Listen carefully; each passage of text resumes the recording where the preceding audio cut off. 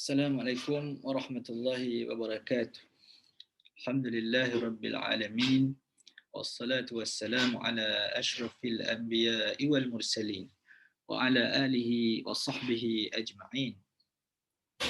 Alhamdulillah, hari ini kita sambung lagi pada khutbatu asy-syarh. Khutbah asy-syarh. Jadi selepas daripada al-musannif rahimahullahu ta'ala Asy-Syaikh Asy-Syirbini Al-Khatib memulakan dengan membaca basmalah, bismillahirrahmanirrahim, basmalah, kemudian dengan alhamdulillah, alhamdulillahirabbil alamin. Kemudian sebelum daripada dia masuk ke seterusnya, dia bertasyahud dulu. Nanti dia akan ada tasyahud. Kemudian ada selawat, ada selawat ke atas Nabi SAW, selawat dan ada tasyahud. Itu empat, empat kebiasaan penulis kitab dan juga orang yang berkhutbah. Orang berkhutbah maknanya berpidato. Dimula dengan bismillah, kemudian alhamdulillah, kemudian dengan bertasyahud dan kemudian berselawat. Demikianlah juga di dalam solat. Kemudian ada juga pengarang-pengarang yang tidak memulakan dengan demikian. Itu ada juga diterangkan sebab-sebabnya dalam kitab yang lebih besar. Diterangkan. Nanti kita akan tengok Syekh Khatib. Contohnya macam Al-Imam Al-Bukhari, dia tidak mulakan kitabnya dengan Bismillahirrahmanirrahim. Apa dia punya penjelasan. Itu penjelasan akan dibuat oleh para ulama. Ada yang mula dengan bismillah saja, alhamdulillah, kemudian tak ada tasyahud dan tak ada selawat. Apakah dia punya penerangan? Jadi umumnya ada juga yang tidak ditulis tapi semuanya boleh dibaca. Boleh dibaca, dia membaca bismillahirrahmanirrahim, dia baca, tapi dia tidak tulis. Begitu. Umum. Kemudian ada juga yang memadai, maknanya kata bismillah, alhamdulillah dan semua sekali itu adalah zikir. Maka mula dengan mana-mana zikir pun sudah memadai. Itu beberapa pandangan. Itu beberapa pandangan. Baik. Jadi di sini dia mulakan dengan cukup. Cukup. Dalam dibajah dia. Selepas pada alhamdulillah, alhamdulillah itu adalah jumlah ismiyah. Mula dengan isim. Jadi dari segi balaghahnya ialah jumlah ismiyah adalah maknanya lebih kuat dengan makna dia itu untuk yang berterusan, sentiasa berterusan. Kekuatannya seperti isim lah. Isim itu maknanya ada. Katakanlah al-kitabu, dia ada. Kitab, ada. Tapi kalau kataba telah tulis. Maknanya bila tulis, selepas selesai dah tak ada lah. Berlari dah tak ada lah. Kemudian berlari lagi. Kemudian menulis lagi. Yaktubu, menulis, kemudian dia menulis lagi, makna benda itu sentiasa diperbaharui. Tapi maknanya dia akan habislah. Kemudian habis, kemudian buat balik. Kemudian habis, kemudian buat balik. Jadi di sini pengarang kita, syarih kita mendatangkan dengan jumlah fi'liyah. Ahmaduhu, aku memujinya. Itu balik pada Allah Subhanahu Wa Taala. Ahmaduhu, aku memujinya. Jadi di sini kata orang yang menulis hawashi, al-muhashi, antaranya ialah al-Bujairimi, dan yang lain menyatakan dia bawa pula lain daripada jumlah ismiyah, dia bawa pula jumlah fi'liyah untuk menggabungkan dua-dua, iaitu jumlah ismiyah, puji yang maknanya berterusan, dan juga ini puji apabila datang nikmat. Bila datang nikmat, puji sekali. Datang nikmat lain pula, puji pula. Datang nikmat lain-lain, puji lagi. Begitu. Itu makna dengan jumlah fi'li. Jumlah fi'li. Ahmaduhu, aku memujinya. Subhanahu, aku memujinya. Ini itu Allah. Allah yang macam mana? Allah Subhanahu, yang maha suci. Subhanahu. Usabbihu subhanahu. Allah Ta'ala itu Subhanahu. Ini maf'ul mutlak. Kata maknanya ni dia pun masdar lah. Jadi masdar pada sabbaha. Tapi pelik sikit masdar dia, biasanya masdar fa'ala, ini tasbih. Fa'ala taf'ilan. Sabbaha yusabbihu tasbihan. Tapi ini dijadikan masdar dalam bentuk yang kurang daripada huruf asalnya, dalam bentuk subhan. Subhan. Jadi usabbihu subhanahu. Aku bertasbih dengan tasbih itu maknanya menyucikan Allah Ta'ala. Menyucikan Allah Ta'ala daripada kekurangan-kekurangan. Wa ta'ala. Ta'ala ni maknanya maha tinggi. Itu fa'il madhi. Ta'ala maknanya maha tinggi. Jadi kita kata subhanahu wa ta'ala ini adalah merupakan jumlah mu'taridah. Jumlah yang menerang bila sebut Allah Ta'ala maka datanglah datanglah kalimah ataupun doa kita panggil tasbih. Ini ayat tasbih. Tasbih maknanya mensucikan Allah Ta'ala daripada segala kekurangan. Seperti bila kita sebut Nabi Muhammad sallallahu alaihi wasallam. Nabi Muhammad sebut saja nama Nabi, maka kita pun berselawat. Sempena sebut nama Nabi. Demikian juga bila sebut nama Allah Ta'ala, maka datang ucapan tasbih. Tasbih. Antara ucapan tasbih ni ialah Jalla Jalaluh. Jalla Jalaluh. Jalla wa Azza. Jalla wa Azza. Azza wa Jalla. Azza wa Jalla. Azza tu fa'il madhi lah. Jalla yang agung. Azza yang mulia. Azza. Itu maknanya ucapan itu, ayat itu, jumlah dipanggil jumlah tanzih. Tanzih. Yang ini mensucikan Allah Ta'ala daripada segala kekurangan. Jadi kekurangan itu adalah merupakan, kita panggil, menafikan kekurangan itu dipanggil sifat salbiyah. Sifat salbiyah. Jadi kalau dalam sifat 20 itu ada sifat nafsiyah, ada sifat salbiyah. Sifat salbiyah itu menafikan kekurangan. Itu masuk dalam tasbih. Bila kita tasbih, maknanya kita menafikan kekurangan-kekurangan pada Allah Subhanahu Wa Taala. Jadi bila ada puji dan ada tasbih, puji dan tasbih. Tasbih itu satu bentuk puji juga, iaitu menafikan kekurangan. Puji itu pula ialah puji yang benda yang ada. Benda yang ada padanya, kelebihan yang ada padanya. Itu berkait dengan ahmaduhu, aku puji, kemudian aku mensucikannya. Jadi ada dua. Itu dikatakan subhanallahi wa bihamdihi. Subhanallahi wa bihamdihi. Itulah ucapan yang ringan pada lidah dan berat pada timbangan. Kalimatani khafifatani ala lisan. Dua kalimah yang ringan pada lisan. Itu apa dia? Dua kalimah yang ringan pada lisan. Taqilatani fil mizan. Dan berat pada keduanya itu pada timbangan. Habibatani ila rahman. Dan sangat dikasihi oleh Tuhan yang Maha Pemurah. Subhanallahi wa bihamdihi. Subhanallahil azim. Dia ada di situ subhana, menafikan kekurangan, wa bihamdihi, dan segala puji pun. Puji itu barang ada. Jadi itu makna puji yang maknanya, kalau orang Terengganu panggil bijak sekali lah. Bijak sekali. Makna bijak sekali itu maknanya yang paling hebat.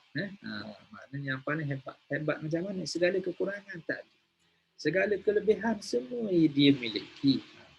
Itulah tahap ketuhanan. Tahap ketuhanan tak ada sedikit pun kekurangan. Gitu. Jadi kalau orang kata Allah Ta'ala ada Tuhan, ada anak, kita menafikan. Kalau Allah Ta'ala itu rupanya macam manusia, itu kita tasbih, kita menafikan. Dia nak buat Tuhan macam-macam. Tuhan itu Tuhan apa? Yang Maha Pemurah, maka dia buat. Yang buncit. Jadi dia mendatangkan kesan yang tidak elok pula lah. Jadi kita kata subhanallah, Allah Ta'ala itu maha berkuasa membalas orang yang membuat membuat dosa lah, ataupun kufur pada. Maka dibuat juga Tuhan itu ada taring yang seumpama. Itu gambaran. Maka kita ada subhanallah, Allah Ta'ala tidak sama dengan makhluk. Itu ahmaduhu, aku puji dia, dan aku mensucikan Allah Ta'ala. Wasabih subhanahu wa ta'ala, dan tinggi Allah Ta'ala daripada kekurangan. Dia tinggi apa ni? Tinggi manzilah, tinggi kedudukan, bukan tinggi tempat ni ya. Jangan kata tinggi tempat. Allah Ta'ala tidak berjihad. Jihad itu di dalam makhluk. Jihad itu senangnya kita kata makhluk. Jadi Allah Ta'ala tidak berjihad. Jadi kalau kata tinggi, jadi tinggi dalam tinggi itu duduk dalam makhluk. Allah Ta'ala tidak duduk dalam makhluk. Jadi itulah fahaman kepada Asy'ariyah, Asy'ariyah dan juga Maturidiyah di dalam Ahlus Sunnah. Bila sebut tempat, maknanya tempat itu makhluk. Sebut masa, masa itu makhluk. Maka Allah Ta'ala tidak tertakluk pada tempat dan tidak tertakluk pada makhluk. Kemudian ada orang yang kata Allah Ta'ala itu tinggi. Tinggi juga. Tapi tinggi bukan dalam makhluk.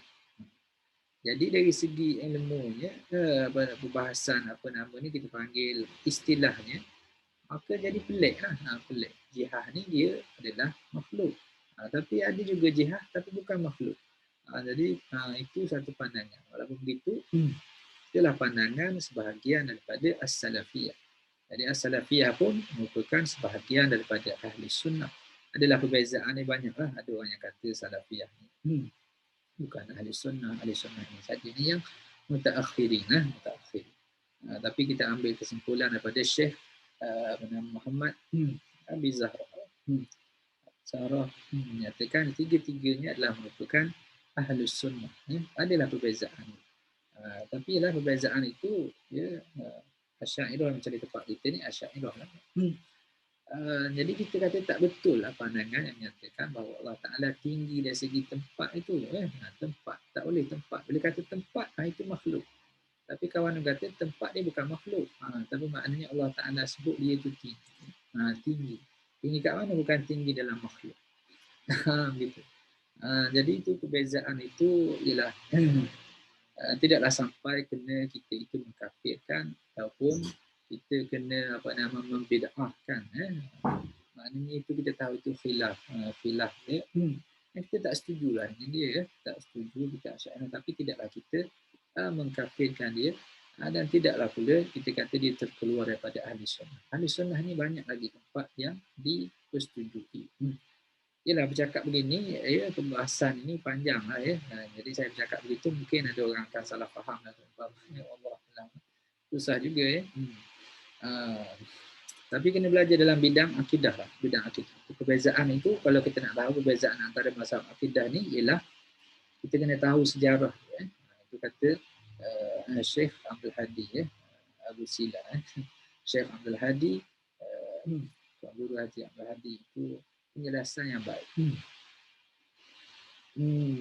Baik. Jadi kita puji Allah Ta'ala, ini kita kata Ta'ala makna maha tinggi. Maha tinggi apa? Maha tinggi daripada segala kekurangan. Allah Ta'ala tinggi daripada kekurangan. Tak ada kekurangan. Jadi tinggi itu tinggi apa? Tinggi al-makan. Tinggi pada al-makan. Ini kata Al-Imam Al-Ghazali. Al-Ghazali rahimahullah menyatakan bahawa yang dikehendaki ulu, tinggi, ketinggian. Uluwul makan, la uluwal makan. Tinggi kedudukan, bukan tinggi tempat. Itu pegangan kita ialah tinggi kedudukannya. Kedudukan, manzilah. Maknanya martabat, tinggi martabatnya. Bukan tinggi tempat. Itu. Uluwul makan, la uluwal makan. Bukannya tinggi, la uluwal makan. Boleh baca dulu lah. Uluwul makan atau uluwal makan. Tidak maksudnya ialah tinggi. Ta'ala tinggi ulu. Allah Ta'ala dia tinggi. Tapi tinggi itu tinggi kedudukan dan martabat. Bukan tinggi tempat. Itu pegangan kita lah. Jadi aku puji Allah Ta'ala. Kemudian dia sebut sekali lagi. Apa dia? Dia sebut lagi jenis-jenis rahmat yang Allah Ta'ala beri pada dia menyebabkan sampai dipuji. Ala jazilil di atas besarnya kenikmatan, besarnya in'am, maknanya na'amahu, memberi nikmat, besarnya nikmat Allah Ta'ala. Jadi asal dia al-in'am al-jazil, kemudian diambil sifat menjadi mutaf. Jadi maknanya idhafatu as-sifatu ila al-mawsuf. Ini kaedah balaghah. Jadi ini teknik dia. Cantik lah dia buat ni, jazili ada makna lah kalau kita bahas dari segi balaghah. Panjang lah Tapi orang sekarang tak larat lah nak ikut semua sekali. Detail satu-satu dia punya. Jadi ulama-ulama ni dia bukan tulis satu-satu tu, dia tulis saja-saja. Bukan dia tulis tu, Dia tulis dengan makna tu dia dah fikir banyak, belakang dia tu banyak pertimbangan. Tapi kalau kita terangkan semua pertimbangan dia pula, nanti ramai orang tak tahan lah. Tak tahan nak belajar tu, panjang kita belajar. Ala jazilil in'am, di atas kenikmatan, di atas besarnya nikmat yang dianugerahkan itu banyak kalau kita bilang. Fa in ta'uddu ni'matallahi la tuhsuha. Bila kamu bilang nikmat Allah Taala, maka kamu tak akan mampu membilangnya. Gitu. Jadi kenalah dengan dia kata guna jumlah fa'liyah tu, aku puji dia. Pasal nikmat Allah Ta'ala, kemarin ada nikmat air. Hari ni ada nikmat air. Ini bernafas, senang bernafas yang baru pula. Senang yang baru pula. Makan, lepas ni makan lagi. Lepas ni makan lagi. Tidur, lepas ni tidur lagi. Yang maka puji. Itu maknanya kita puji. Masuk tandas, keluar tandas. Keluar tandas pun puji Allah Ta'ala juga. Keluar tandas pun. Alhamdulillahilladzi azhaba anni al-adha wa amtani. Segala puji bagi Allah Ta'ala. Alhamdulillahilladzi azhaba anni, yang telah membawa hilang, telah membuang daripada aku ini al-adha, sakit. Kalau tak boleh buang air kan sakit. Tak boleh kencing, lama tak boleh kencing. Kembung perut. Ya? Nanti pergi cari hospital, cari doktor. Dipasangkan apa nama wayar. Oh, sakit. Kawan-kawan yang ceritakan sakit masuk wayar. Tapi Allah Ta'ala bagi kita boleh buang dengan hilang kesakitan itu hilang.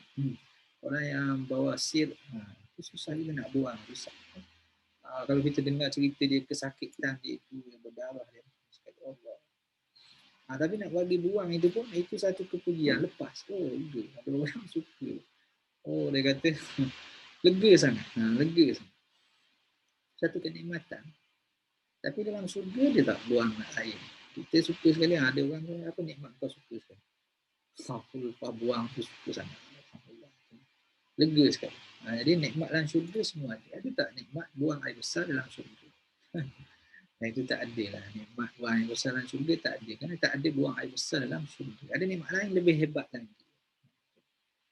Seperti ada juga orang yang tentang ada tak tidur dalam surga? Aku suka sekali tidur lah. Itu nikmat besar sekali. Jadi ialah nikmat. Kita tak tengok lagi nikmat dalam syurga tu. Kalau kita rasa itu ialah yang besar sekali. Tapi yang di dalam syurga itu lebih lagi. Tidur itu kata para ulama tidak ada lah. Kerana tidur itu adalah akhul maut. Tidur itu adalah saudara pada mati. Tapi mati itu kalau ikut pada hadisnya maka sudah disembelih. Sudah disembelih. Itu ada datang kambing yang berwarna hitam dan putih itu. Disembelih. Kambing itu maknanya al-maut. Orang dia tanya, orang ahli syurga dan ahli neraka, kau kenal tak? Ni semua kenal. Apa dia? Inilah al-maut. Itu kematian yang sudah dijadikan di dalam bentuk. Di hari ini, al-maut itu satu makna. Itu makna yang difaham. Amrul iktibari difaham. Itu berpisah dengan jasad. Tapi di akhirat dijadikan dalam bentuk hissi. Dalam bentuk nampak. Apa dia? Nampak dalam bentuk kambing. Jadi inilah al-maut. Kata ahli syurga dan kata ahli neraka. Maka disembelih kambing.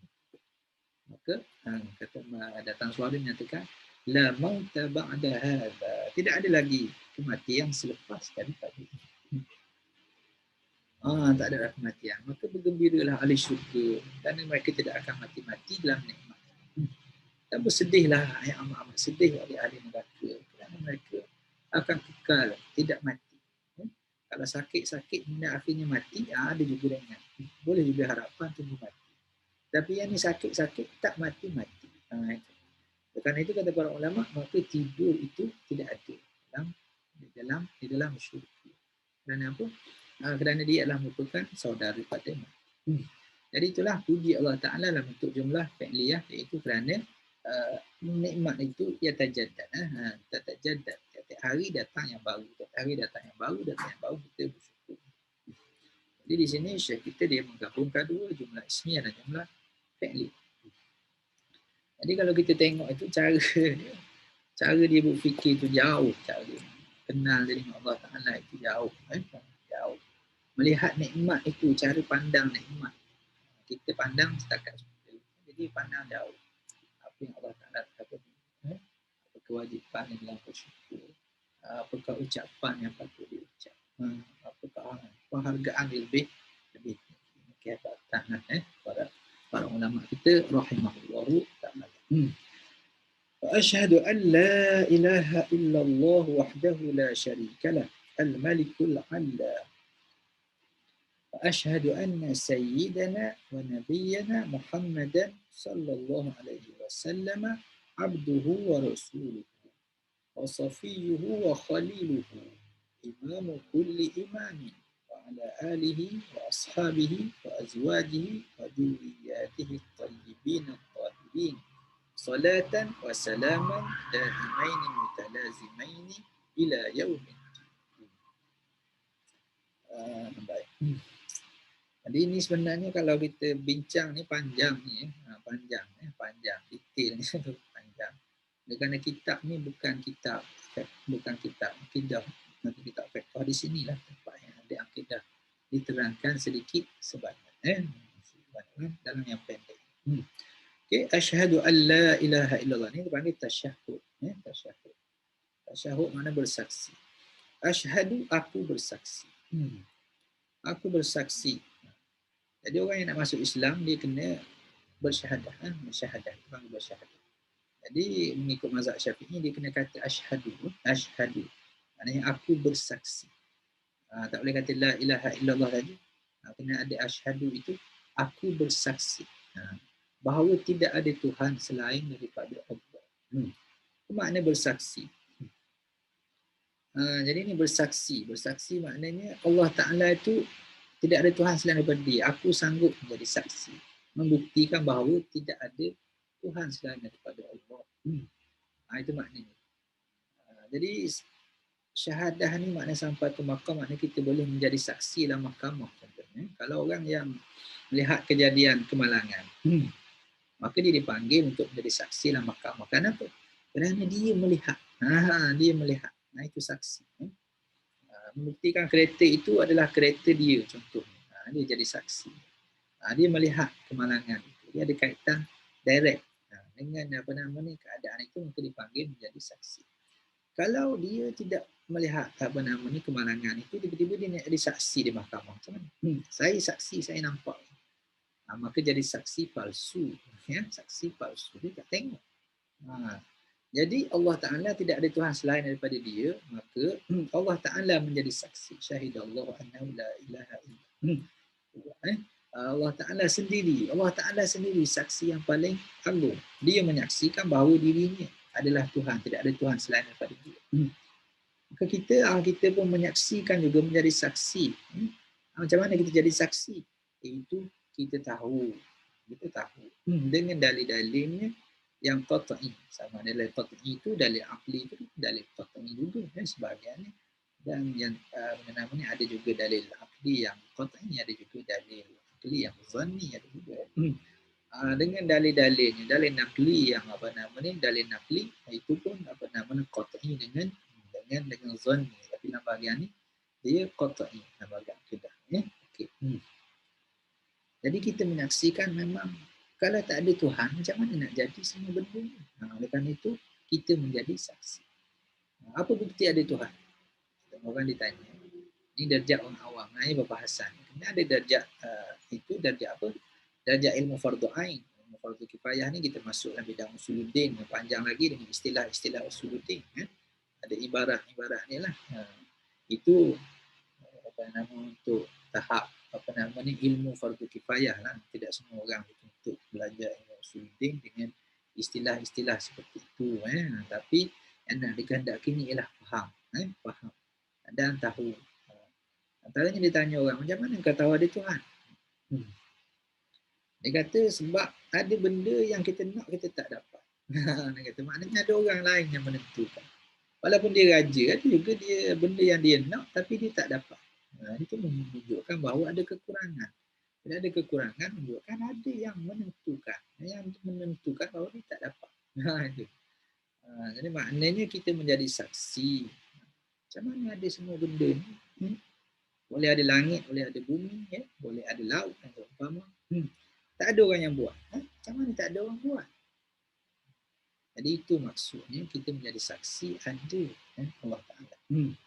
Dia tengok kehebatan dia buat laut dan seumpamanya. Macam mana laut yang luas, macam mana nak menggerakkan dia, dengan pakai ombak. Ya? Kalau kita letak garam, laut yang bergaram tu kalau tak bergerak dia akan jadi, dia akan mendap. Mendap. Macam mana garam di laut tidak mendap? Ini antaranya. Itu ajaib. Maka kita kata ini membuktikan adanya Tuhan yang maha bijaksana. Itu dikatakan jadi saksi. Aku bersaksi tidak ada Tuhan. Aku bersaksi. Jangan jadi saksi bohong. Saksi bohong sih orang munafik. Menjadi saksi tapi bohong. Aku bersaksi an la ilaha illallah. Dari segi bahasa Arabnya, an ini asalnya ialah annahu. Asalnya ialah anna. Muthaqqala. Anna muthaqqala. Anna ada sabit. Annahu. Hu tu dhamir asya'. Kemudian oleh kerana banyak sebut, maka nama dhamir itu dibuang. Dan an tu diringankan. Jadi an. Sebenarnya an. Aku bersaksi bahawa sesungguhnya. Sesungguhnya. Nya tu nya dhamir sya'ni. Dhamir sya'ni dia tak ada balik lah. Biasa dhamir yang lain, bila dhamir ada tuan ni lah, balik. Dhamir sya'ni yang tak ada. Yang tak ada tempat balik, tak ada. Hal keadaan. Itu. Asyhadu annahu la ilaha. Tidak ada Tuhan illallah. Illallah. Jadi pada i'rab la ilaha illallah itu banyaklah cara i'rab dia banyak. Itu kemahiran lah. Jadi i'rab itu beberapa wajah. 7 sampai 10 cara i'rab. Jadi kita kena tahulah satu wajah daripada wajah-wajah yang banyak. Okey, kenapa kita baca Allahu belakang dia itu? Itu banyak khilaf di kalangan para ulama. Jadi ada yang bila kata la ilaha illallah ini, jumlah ini ada yang khabar mahdhuf. Okay? Ada juga yang tidak tidak mentakdirkan apa-apa. Yang tidak mentakdir apa-apa dia kata la ilaha, la ilaha. Jadi dia sebenarnya adalah merupakan la adalah lamu an-nafi, lam nafi lil jins. Bagi menafikan tidak ada sejenis bentuk Tuhan pun, tidak ada. Tidak ada sejenis bentuk Tuhan pun illallah, melainkan Allah. Jadi la ilaha itu isim la, khabar dia ialah Allah. Tapi itu pendapat yang tidak kuat. Ini tidak ada takdir. Yang ada takdirnya ialah la ilaha mawjudun, tidak ada Tuhan yang wujud. Illallahu, Allah adakan dia khabar, Allah jadi badal pada khabar yang mahdhuf tadi, mawjudun. Jadi ada yang kata khabar yang mahdhuf ialah mawjudun. Ada yang kata khabar yang mahzuf itu ialah ma'budun. Ma'budun. Yang kata ma'budun bihaqqin. Panjanglah perbahasan. Ada yang kata haqqun. La ilaha haqqun illallah. La ilaha ma'budun bihaqqin. Kalau kita nak campurkan kuatnya ialah la ilaha ma'budun. Tidak ada Tuhan yang disembah dengan sebenar. Ma'budun bihaqqin. Gitu. La ilaha ma'budun bihaqqin. Jadi ma'budun dia akan jadi khabar la nafi lil jinsi. Khabar pada la nafi la nafiyah lil jinsi. La nafiyatu lil jinsi. Kita panggil la an-nafiyah. La an-nafiyah. An-nafiyah yang menafikan lil jinsi. Nafi maknanya kata tidaklah. Tapi tidak yang macam mana? Ini jadi umum, menafikan semua. La ilaha illallahu. Jadi Allahu belakang itu jadi masdar. Jadi jadi badal. Badal pada khabar yang mahzuf. Khabar la yang mahzuf. Tak boleh kata dia baris atas itu kerana la ilaha. Jadi illallah. Itu adalah perbahasan. Perbahasan. Tak boleh kata dia isim la. Kerana ada sebab-sebab yang diberikan oleh ulama. Kemudian kata Sibawai, dia kata Allahu dia bukan bukan jadi khabar kepada, bukan merupakan badal kepada khabar la yang mahzuf itu kan. Jadi dipanggil isim la. Isim la tu ilah. Khabar la an-nafiyah ni yang mana? Khabar dia yang mahzuf. Khabar yang mahzuf tadi maujudun ataupun ma'budun bihaqqin. Jadi maka Itu kata jadi badal pada yang mahzuf. Kata si bawah dia bukan. Dia merupakan badal juga tapi badal kepada an la. An apa nama bukan an la ilaha. Iaitu lam dengan ilaha sekaligus. Itu kata dia lah, kata dia. Maknanya bil ibtida dengan sebab dia itu jadi mubtada. Dua-dua kalimah. Dua-dua kalimah itu la dengan ilah. Itu pendapat sebab itu boleh dilihat dalam kitab-kitab tafsir dan seumpamanya. Kita tengok dari segi dia punya i'rab. Banyak macam punya i'rabnya. Jadi Allah adalah badal. Buatnya Allah adalah badal. Kebanyakannya yang i'rab Allah adalah badal kepada khabar yang mahzuf. Wahdahu. Ini hal. Hal wahdahu. Satu saja. Dalam keadaan satu saja. Satu saja. Wahdahu. Jadi ni ada bahasan yang ada kecuali dan asalnya munfaridan. Boleh nak jadi hal dia mesti isim mustaq. Salah satu daripada jenis hal lah nak buat hal. Tapi wahdah ni bukan jenis tu. Tapi ni ada kecuali ni. Kecuali wahdahu kita takwil dia jadi munfaridan. La ilaha illallah. Tidak ada Allah. Tidak ada Tuhan yang disembah dengan sebenarnya melainkan Allah satu dia sahaja. Hal keadaan dia sahaja orang lain. Jadi dalam masalah la ilaha illallah ini seorang guru saya masa belajar di sekolah dahulu dia selalu bawa contoh iaitu Ustaz Ismail. Ustaz Ismail dia panggil Ustaz Ismail Serbat. Dia selalu pakai serbat.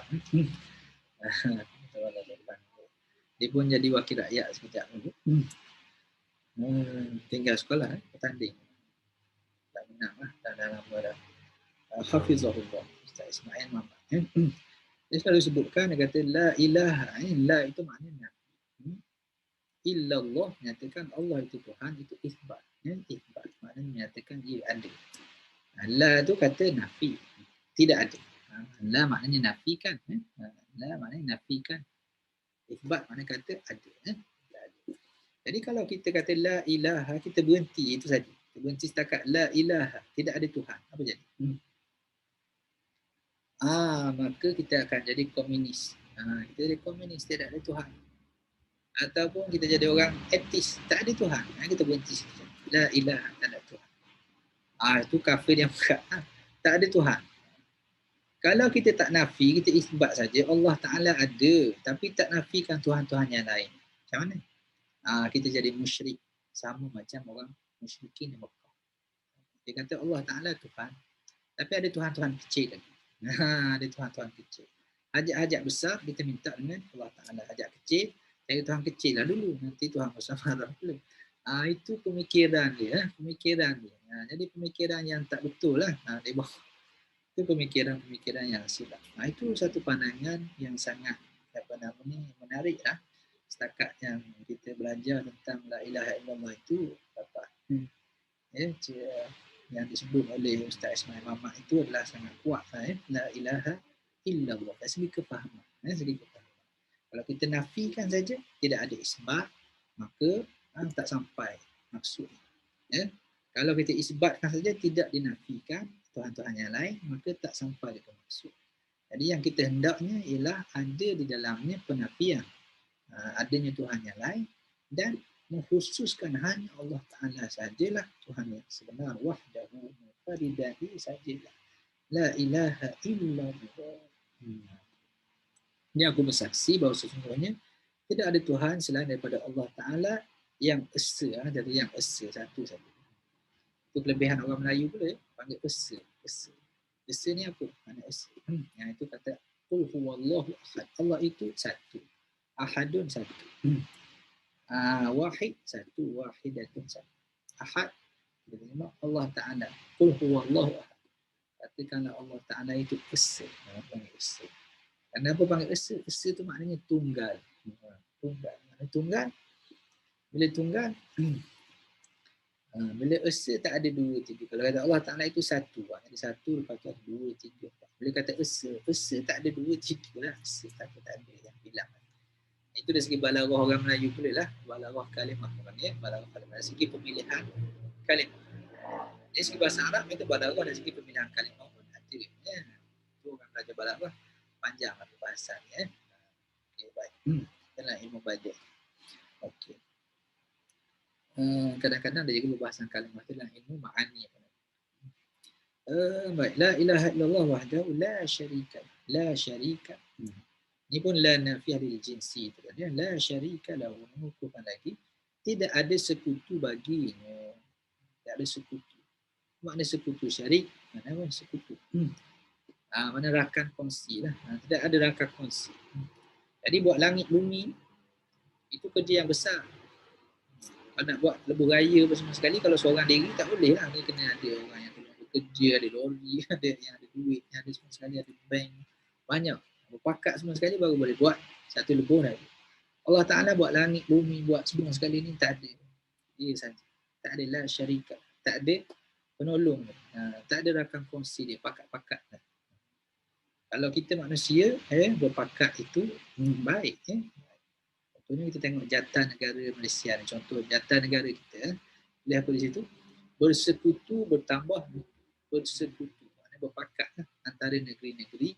Maka bertambah orang panggil nilai kita dengan jadi Malaysia ni bertambah. Kita nak buat persekutuan tanah Melayu awal lagi. Itu bersekutu bertambah betul. Tapi pada Tuhan, kalau Tuhan kena bersekutu juga, kena berpakat dengan orang lain. Tak layaklah jadi Tuhan. Macam mana Tuhan pun kena berpakat juga. Yang pertama susah nak berpakat.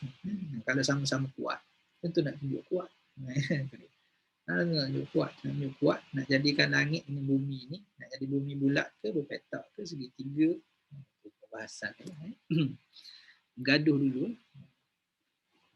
Ataupun dia cara berpakat. Kalau cara berpakat nanti engkau buat langit, aku buat bumi. Kalau Tuhan berpakat juga, tak jadi Tuhan lah. Hilang martabat ketuhanan. Hilang martabat ketuhanan. Oleh kerana itu, akidahnya ialah la syarika. Tidak ada sekutu bagi. Tak ada rakan kongsi. Allah Ta'ala, dia buat semua ni. Apa yang dia kehendak, dia buat. Tak ada orang yang boleh menghalang kehendak. La syarika lahu. Al-Malik. Al-Malik. Jadi kita baca baris ni akan menjadi sifat pada Allah lah. Al-Maliku lah. Sifat pada Allah. Allah tadi kita kata badal yang marfu', maka di sini Al-Maliku lah. Al-Allamu. Al-Malik maknanya raja. Raja ni kita kalau tengok pada tafsir dia akan adalah perbahasan sebut kita baca. Ada kiraat baca Maliki Yaumiddin. Baca Maliki Yaumiddin. Maliki Yaumiddin kita kiraat apa? Kiraat apa nama ni? Asim kiraat hafaz Asim. Kiraat Asim iaitu orang apa namanya Asim. Dan juga tak silap saya Nafi' itu membaca Maliki Yaumiddin. Banyakkan kiraat baca Maliki Yaumiddin. Mana-mana pun bolehlah sah sembahyang. Ada kiraat yang mutawatirah bagi apa nama ni kiraat yang seperti itu. Jadi di sana dibahas oleh para ulama mana yang lebih apa nama ni kuat maknanya, Al-Malik ataupun Al-Malik. Kesimpulannya Al-Malik lebih kuat. Malik maknanya yang memiliki. Itu yang memiliki. Kalau kita ada rumah, kita memiliki rumah, memiliki kereta, memiliki langit bumi, contoh memiliki. Al-Malik dia raja. Jadi raja ni ada benda yang dia tak milik pun dia boleh memerintah pada benda yang tidak milik. Itu raja manusia lah. Malik dia boleh berkuasa pada benda yang dia miliki saja. Raja, benda yang dia miliki dah banyak, kemudian dia boleh pula apa nama ni menyuruh orang lain membuat dalam perkara-perkara yang apa nama ni tidak dimiliki secara langsung, tapi dimiliki dengan kuasa. Menunjukkan bahawa raja itu adalah lebih kuat. Al-Malik lebih kuat daripada Malik. Tapi Allah Ta'ala dia adalah raja dan dia lah pemilik segala-galanya. Cuma dari segi lafaz itu Al-Malik adalah balaghahnya lebih tinggi.